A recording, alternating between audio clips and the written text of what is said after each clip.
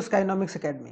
My name is Sunil Kumar Yadav और जैसा कि आप स्क्रीन पर देख पा रहे हैं, आज फिर से हम लोग आ गए हैं CUET के बिजनेस स्टडीज को पढ़ने के लिए। ठीक है, तो CUET यूजी के लिए मोस्ट इंपॉर्टेंट चैप्टर में आज फिर से हम लोग डिस्कस करेंगे क्या, एक तरीके से स्टाफिंग को हम लोग बहुत अच्छे तरीके से आज डिस्कस करने वाले हैं। और स्टाफिंग को डिस्कस करने से पहले मैं ये बात बता देना चाहता हूँ कि दो फंक्शन ऑफ मैनेजमेंट जैसे कि प्लानिंग और ऑर्गेनाइजिंग दोनों हो रखा है। तो आप लोग अगर नहीं देखे अभी तक तो जाकर देख सकते हैं। एक प्लेलिस्ट बना हुआ है, तो वो शानदार तरीके से उस प्लेलिस्ट में 24-25 वीडियो होगा। तो अगर आप पूरा देखेंगे तो एक तरीके से आपका इकोनॉमिक्स और बिजनेस स्टडीज दोनों कंप्लीट हो जाएगा और आप लोग शानदार तरीके से मार्क्स भी आप लोग ला सकते हैं। ठीक है, तो उसको ध्यान से देखिएगा। तो आज स्टाफिंग को डिस्कस करेंगे, कॉन्सेप्ट भी डिस्कस करेंगे और साथ ही साथ मैंने यहाँ पर 12 क्वेश्चन को डिस्कस करने की कोशिश करी है। तो आई होप सो आप लोगों को बहुत अच्छा लगेगा और ये मदद करेगा आप लोगों के एक तरीके से यूनिवर्सिटी तक पहुँचाने में, और एक अच्छा यूनिवर्सिटी, ताकि आप लोग आपकी लाइफ का जो ट्रैक है या फिर नई जो इनिंग है उसको सही तरीके से आप लोग शुरुआत कर सको। चलिए बिना कोई देरी किए स्टार्ट करते हैं फर्स्ट क्वेश्चन से। पहला क्वेश्चन क्या है, ये रहा आपके स्क्रीन पर। पहला क्वेश्चन ये है हमारा कि staffing is a part of which functional area of management, कि कौन सा फंक्शनल एरिया ऑफ मैनेजमेंट का जो पार्ट है स्टाफिंग, मतलब आखिरकार स्टाफिंग में कौन से फंक्शन को परफॉर्म किया जाता है, क्या किया जाता है, कौन से फंक्शन को परफॉर्म किया जाता है। तो सिंपल सी बात है, मार्केटिंग तो बिल्कुल नहीं, प्रोडक्शन भी बिल्कुल नहीं, फाइनेंशियल भी बिल्कुल नहीं। तो क्या होगा, ह्यूमन रिसोर्स मैनेजमेंट, मतलब क्या, एचआरएम जो ह्यूमन रिसोर्स मैनेजमेंट की कहाँ पर कितने बंदे की ज़रूरत है या कितनी बंदी की ज़रूरत है। तो वो सब सारा चीज़ कौन डिसाइड करता है भाई, स्टाफिंग की टीम डिसाइड करती है, जो कि एक तरीके से स्टाफिंग का फंक्शन है, एक तरीके से कि इस तरीके से ह्यूमन रिसोर्स मैनेजमेंट को रेगुलेट करके चला जाए। ठीक है, आई होप से पहला क्वेश्चन कंप्लीट। अब आते हैं सेकंड वन में बहुत शानदार तरीके से। ये हमारा व्हाट्सएप नंबर है, तो आप लोग ये व्हाट्सएप नंबर पर जाकर आप लोग PDF वगैरह इसका शानदार तरीके से आप लोग क्या कर सकते हो कि आप लोग जाकर उसमें हाई भेजकर वहां पर ये बोलो सर मेरे को PDF चाहिए CUET का, तो आप लोगों को यहाँ पर दे दिया जाएगा और बहुत शानदार तरीके से आप रिवीजन भी कर सकते हैं। ठीक है, तो identify the correct sequence of the first 5 step of, मैंने बोला था कि स्टेप्स जो हैं, चाहे वो प्लानिंग का हो, चाहे ऑर्गेनाइजिंग का हो, स्टाफिंग का हो, डायरेक्टिंग का हो या कंट्रोलिंग का, ये पांचों फंक्शन ऑफ मैनेजमेंट के जो स्टेप्स हैं वो आप लोगों को याद होने चाहिए। तो यहाँ बोला गया कि आप करेक्ट सीक्वेंस बताइए। 5 जो फर्स्ट 5 है वो क्या है स्टाफिंग प्रोसेस का। तो फर्स्ट 5 क्या है वो हम लोग देख लेते हैं। तो पहला एस्टिमेटिंग मैन पावर, तो बिल्कुल सही। तो पहला क्या होगा कि आप एस्टिमेट कीजिए मैन पावर को। अब एस्टिमेट आपने कर लिया कि भाई मेरे को 100 बंदे चाहिए या 50 बंदे चाहिए या 10 बंदे चाहिए, तो उसके बाद आप क्या करोगे, रिक्रूट करोगे। क्या करोगे, रिक्रूट करोगे। रिक्रूट करने मतलब क्या, सेलेक्ट करोगे। क्या करोगे, सेलेक्ट करोगे। सेलेक्ट करने का अभी दूसरा आएगा, रिक्रूटमेंट मतलब होता है कि आपने एक तरीके से रिक्रूटमेंट निकाला है, मतलब वैकेंसी वगैरह निकाला कि भाई यहाँ पर इतने बंदे की जरूरत है, बहुत सारे लोग वहाँ पर आएंगे अब, है कि नहीं। तो ये दूसरा स्टेप हो गया रिक्रूटिंग। सिलेक्शन अभी नहीं है, अभी क्या रिक्रूटिंग है कि पहले आप मैन पावर को देखें, उसके बाद आपने रिक्रूटिंग करी। और जो तीसरा होगा वो क्या होगा, सिलेक्शन, कि रिक्रूट करने के बाद अब वैकेंसी वगैरह निकल गया भाई। अब जो भी जिस भी पोजीशन के लिए एक तरीके से अपनी फॉर्म को भरेगा या फिर वैकेंसी में अप्लाई करेगा, तो आप उनको क्या करोगे, सेलेक्ट करोगे। अब सिलेक्शन के बाद क्या होगा, सिलेक्शन के बाद प्लेसमेंट एंड ओरिएंटेशन होगा। क्या होगा, placement and orientation. Placement and orientation का मतलब क्या है कि वो किस डिपार्टमेंट में काम करेगा या फिर कहाँ पर कौन से रीजन में काम करेगा। उसके बाद जो पांचवा होगी वो होगी ट्रेनिंग एंड डेवलपमेंट। एक बार आपका सिलेक्शन हो जाए, एक बार प्लेसमेंट हो जाए, उसके बाद फिर आपकी क्या होगी, ट्रेनिंग होगी, और उसके बाद आप एक तरीके से डेवलप करोगे। तो ट्रेनिंग एंड डेवलपमेंट, तो हमारा क्या हो गया, पहला दूसरा, मतलब ए बी किसमें, ए बी है यहाँ पर, ए बी यहाँ पर भी है, ए बी यहाँ पर भी है। उसको थर्ड में क्या है भाई, थर्ड में है ई, थर्ड में ई है, थर्ड में ई है, यहाँ पर सी है। तो मतलब ये भी ऑप्शन गलत, ये भी ऑप्शन गलत, ये भी ऑप्शन गलत, तो आंसर हमारा सी होगा, राइट। ABEDC, ये क्या है, एक राइट आपका अप्रोच है या फिर first 5 step of staffing. Clear.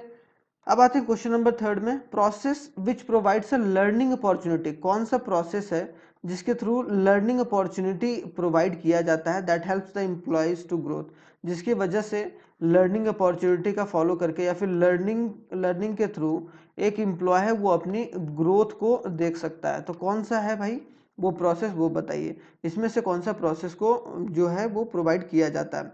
तो हमारा थर्ड का जो आंसर हो जाएगा बी, क्या कौन सा, डेवलपमेंट। क्या है, development. The process which provide for the learning opportunity that helps the employee growth is development. क्या किया जाता है, डेवलपमेंट किया जाता है। अब जब डेवलपमेंट किया जाएगा तो वो क्या होगा, वो एम्प्लॉयज का ग्रोथ करेगा। क्लियर। अब यहाँ पर अब बोलोगे sir training, education and training, देखो एजुकेशन एंड ट्रेनिंग में ये दोनों साथ में आता है, तो हमारा डेवलपमेंट जो होगा वो सही आंसर होगा थर्ड का। अब आते हैं फोर्थ में, external source of recruitment does not. अब दो तरीके का सोर्स ऑफ रिक्रूटमेंट होता है, एक होता है इंटरनल सोर्स ऑफ रिक्रूटमेंट और एक होता है एक्सटर्नल सोर्स ऑफ रिक्रूटमेंट। अब एक्सटर्नल इंटरनल में क्या है, इंटरनल में मान लो कि एक पहले नीचे क्लर्क पोजीशन पर था, तो आपने क्या करा, उसको हायर पोजीशन पर सबऑर्डिनेट बना दिया। ठीक है, सबऑर्डिनेट बना दिए, तो वो क्या हो गया, आपने इंटरनल रिक्रूट कर लिया। एक्सटर्नल मतलब बाहर से किसी ने रिज्यूमे दिया या फिर अपनी पोजीशन को वहाँ वैकेंसी में अपना एक नामांकन करी या फिर वहाँ पर एक तरीके से अपना पोजीशन को उसने वहाँ पर जानकारी दी, उसके बाद बाहर से लोगों को लाया जा रहा है कंपनी के अंदर, तो एक्सटर्नल रिक्रूटमेंट। तो एक्सटर्नल सोर्स ऑफ रिक्रूटमेंट इसमें से कौन सा है जो एक्सटर्नल सोर्स ऑफ रिक्रूटमेंट को इंक्लूड नहीं करता है, क्या करता है, इंक्लूड नहीं करता है। तो ये चीज़ हम लोग यहाँ पर देखेंगे, तो क्या हो जाए, तो यहाँ पर हमारे पास चार ऑप्शन है, ए बी सी डी और ई। तो इसमें से कौन सा जो है उसको external source of recruitment include नहीं किया जाता है, तो वो क्या है, नहीं किया जाएगा। कौन, सी मतलब क्या, ट्रांसफर के थ्रू। सी और ई मतलब प्रमोशन। क्या होगा कि ये दोनों इंक्लूड नहीं किया जाएगा external source of. Casual caller आप कॉल करके लोगों को बुला सकते हैं एम्प्लॉयमेंट एक्सचेंज के थ्रू, और एक तरीके से एडवर्टाइजमेंट के थ्रू, इसके थ्रू भी एडवर्टाइजमेंट आप ऐड निकालते हो। अब आपकी कंपनी ने ऐड दिया और वहाँ पर कि भाई यहाँ पर इतने लोगों की ज़रूरत है न्यूज़पेपर के थ्रू, तो हम लोग वहाँ पर जो होगा वो आंसर यहाँ पर नहीं होगा। क्यों, क्योंकि ये एक्सटर्नल सोर्स ऑफ रिक्रूटमेंट है। तो हमारा क्या होगा answer, C is the correct answer. Clear. अब आते हैं क्वेश्चन नंबर 5 पर, जल्दी से क्वेश्चन नंबर 5 पर चलते हैं। Dash refers to the vertical shifting of the employees in an organization. कौन सा है जो वर्टिकल, एक होता है वर्टिकल, एक होता है वर्टिकल, एक होता है हॉरिजॉन्टल। हॉरिजॉन्टल ये हो गया, वर्टिकल ये हो गया, ये वर्टिकल हो गया, ये हॉरिजॉन्टल।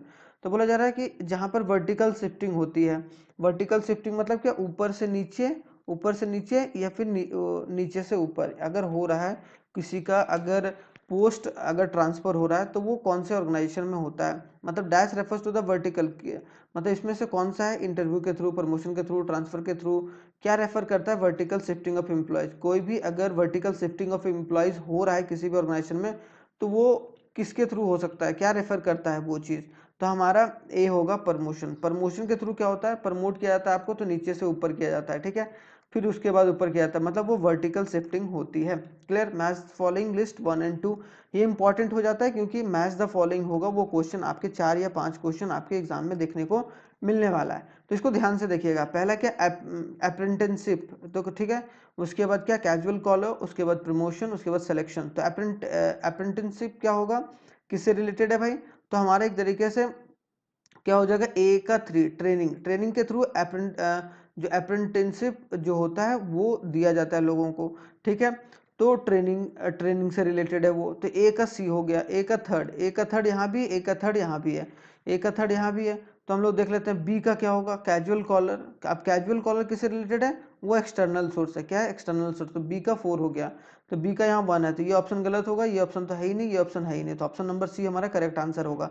तो आप किसी भी अगर दो को भी मैच कर लोगे ना, तो वो आई होप सो आप लोगों को आंसर आराम से मिल जाएगा। तो उसमें ये नहीं है कि घबराने वाली बात है, क्योंकि आप लोगों को सीट मिलेगा जो, अब देखिए ऐसे करके सीट मिलेगा, उसमें आप लोगों को 4 गोला मिलेगा, क्योंकि ये ऑफलाइन होने वाला है।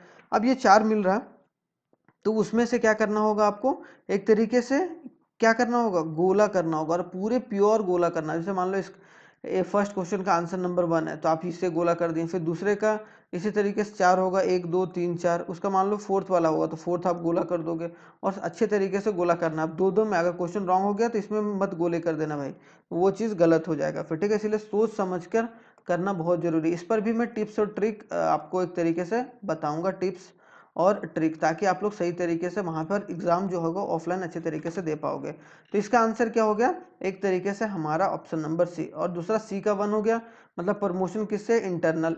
प्रमोशन कब होता है भाई, इंटरनल। सिलेक्शन क्या है, एक तरीके से नेगेटिव प्रोसेस है। सिलेक्शन क्या है, नेगेटिव प्रोसेस है। क्लियर। तो ये हमारा क्या हो गया, डी का जो हो गया वो 2 हो गया। ठीक है, 7th क्वेश्चन आते हैं। 7th क्वेश्चन में क्या बोला गया, identify the process by which the aptitude skills and ability of employees is to be perform. कौन सा प्रोसेस है जिसके थ्रू हम लोग एप्टीट्यूड और उसको स्किल्स मेजर कर पाते हैं, कोई भी स्पेसिफिक गोल्स को उसको इंक्रीज करते हैं। मतलब किसी भी एम्प्लॉयज के aptitude skill ability of employees to perform specific job, ताकि वो स्पेसिफिक जॉब करने में अच्छा हो जाए। मतलब एक तरीके से उसको ट्रेन कर दें। तो क्या क्या कर दें, उसको ट्रेन कर दें ताकि वो सारे काम को सही तरीके से अच्छे से करे। तो हमारा 7th का जो आंसर होगा वो बी होगा। ट्रेनिंग के थ्रू आप क्या कर सकते हो, किसी भी एम्प्लॉयज के अंदर स्किल ला सकते हो, एबिलिटी ला सकते हो, ताकि वो कोई भी टास्क को, कोई भी वर्क को सही तरीके से परफॉर्म कर पाए। क्लियर। 8th क्वेश्चन क्या है, mister Abhishek the HR of the manager, HR manager क्या है, एचआर है, मतलब ह्यूमन रिसोर्स जो पूरा एक तरीके से वो संभाल रहा है, has take necessary step in the connection with placement and orientation, कि उसे कुछ स्टेप्स लेने हैं ताकि वो किससे रिलेटेड, प्लेसमेंट से रिलेटेड है और उसके ओरिएंटेशन से रिलेटेड है। ठीक है, तो यहाँ पर आइडेंटिफाई द राइट सीक्वेंस, तो सीक्वेंस बताइए किस तरीके से वो प्लेसमेंट और ओरिएंटेशन का प्रोसेस फॉलो करेगा। ठीक है, तो यहाँ पर हमारा जो 8 का आंसर होगा वो पहला होगा बी। पहले क्या करेगा, ट्रेनिंग एंड डेवलपमेंट, क्या हो करेगा, ट्रेनिंग एंड डेवलपमेंट। उसके बाद डी, उसके बाद डी कितना, परफॉर्मेंस अप्रेजल के कितना परफॉर्म कर रहा है कि नहीं कर रहा है। उसके बाद आएंगे सी, मतलब उसका प्रमोशन उसको होगा कि नहीं होगा। फिर लास्ट में कंपनसेशन। तो ये 4 होते हैं जो करेक्ट सीक्वेंस है। कोई भी मैनेजर जो है वो अपने एम्प्लॉयज़ के प्रमोशन या अपने एम्प्लॉयज़ के प्लेसमेंट या ओरिएंटेशन से रिलेटेड स्टेप्स लेते हैं। ठीक है, तो ये जरूर याद रखिएगा।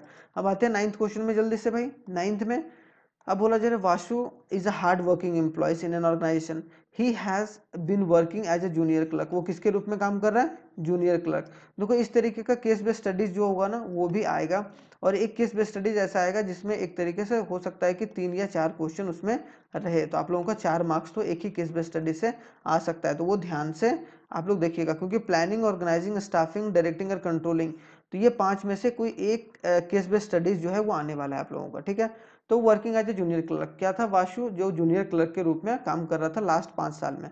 As Srinath a senior clerk, और जो श्रीनाथ था, दूसरा जो लड़का था या दूसरा जो बंदा था वो क्लर्क, सीनियर क्लर्क के रूप में retired, clerk retired, he expected to fill a vacant position. क्या as Shrinath the senior clerk retired, उसने रिटायर कर गया वो, and he expected to fill the vacant position. क्यों, अब ये बोल रहा है कि as Shrinath the senior clerk retired, he expected, अब वो एक सीनियर क्लर्क था भाई, वो तो रिटायर हो गया। अब वासु को ये लगा कि अब मेरे को सीनियर क्लर्क बनाया जाएगा। ठीक है, तो बोला जा रहा है but instead of vertical shifting, लेकिन वर्टिकल शिफ्टिंग नहीं किया गया कंपनीज के द्वारा। Company appointed Raman as a senior, उसने क्या करा, वासु को प्रमोट नहीं करा और उसने एक दूसरे बंदे को लाया और उसको सीनियर क्लर्क बना दिया through a placement agency, placement agency के थ्रू, मतलब एक्सटर्नल रिक्रूट करके। क्या किया गया यहाँ पर, एक्सटर्नल रिक्रूटिंग किया गया। तो वासु फेल डिमोटिवेटेड, तो वासु को लगा खराब भाई कि यार हम इतने काबिल बंदे हैं, हमको, मैं 5 साल से इस कंपनी को एक तरीके से देख रहा हूँ, तो वो क्या है। तो आइडेंटिफाई द लिमिटेशन, कि कौन सा लिमिटेशन है, क्या उसमें खराबी है एक्सटर्नल सोर्स ऑफ रिक्रूटिंग में। तो एक्सटर्नल सोर्स ऑफ रिक्रूटिंग में क्या है, लेंथी प्रोसेस है, डिससेटिस्फैक्शन अमंग द एग्जिस्टिंग।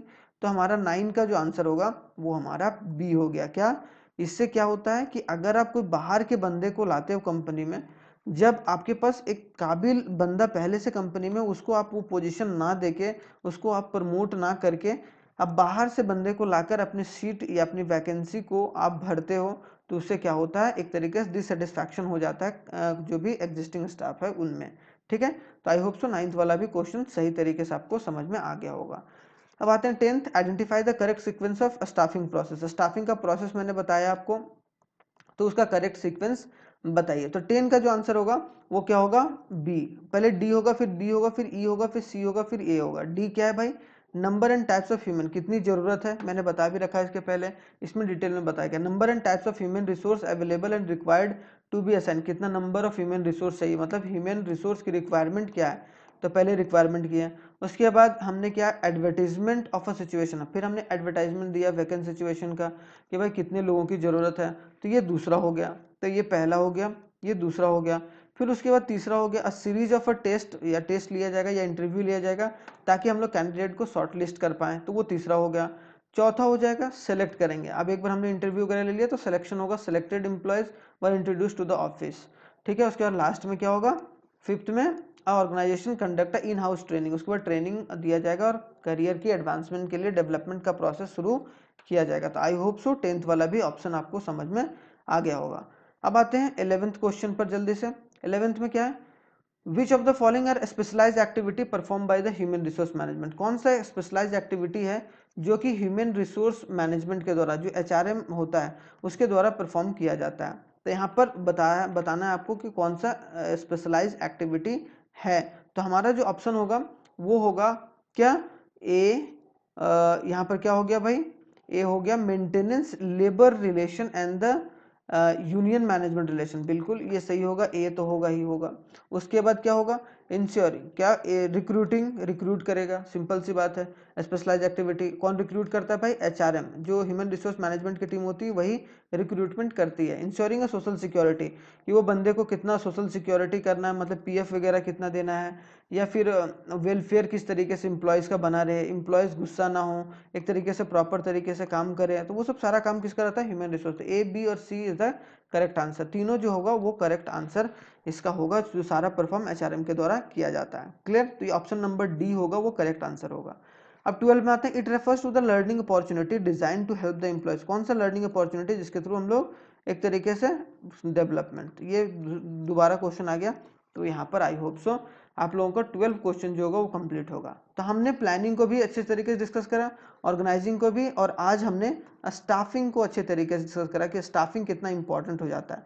मैंने जो क्वेश्चन किया है भाई उसी में से या उसी टाइप के क्वेश्चन आने के पूरे चांसेस हैं, 99% चांस है, तो आप लोग इसको ध्यान से जरूर देखिएगा, ठीक है। और सारे वीडियोस अगर नहीं देखे हैं आप लोग तो प्लानिंग और ऑर्गेनाइजिंग का देख सकते हो, क्योंकि इसके बाद क्या आएगा, डायरेक्टिंग आएगा, डायरेक्टिंग के बाद कंट्रोलिंग आएगा। तो इसी तरीके से हम लोग पूरे BST को कवर करने की कोशिश करेंगे। इको भी मैं साथ ही साथ कवर कर रहा हूँ, तो इकोनॉमिक्स का वीडियो भी आप लोग शानदार तरीके से देख सकते हैं। थैंक यू वेरी मच, जय हिंद, बहुत ही जल्दी मिलते हैं नेक्स्ट